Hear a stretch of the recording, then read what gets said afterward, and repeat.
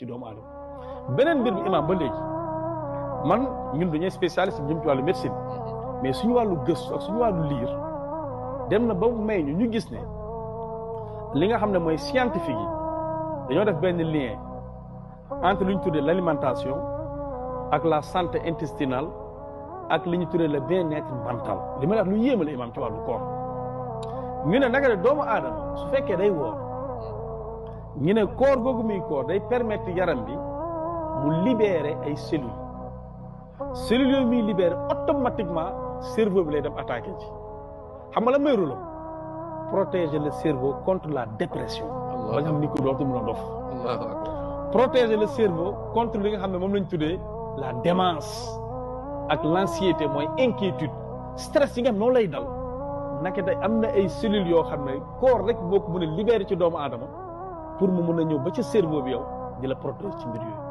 saa yi suñu borom. mais imam lii c'est-à-dire man donc koor dafa complet. dafa complet ndax lan mooy sooy xool perfection bi mooy sa mbirum àdduna. ndax lii mbirum àdduna la gis nga mooy que ni tu es bien tu es à l'aise xam nga tu as la santé ainsi de suite. mais au-delà de cette vie. même dans l'autre vie. koor gi da léegi ndax man saama ramadana. Allah imaanan. wahtisaaban. gufira lahu maa taqaddama min faqad jah. Allah ku war weeru koor. ànd ak ngëm. ak conviction. xaar xéewal yi ci nekk. nga dëggu yàlla jéggal la say bàkkaar yu wees.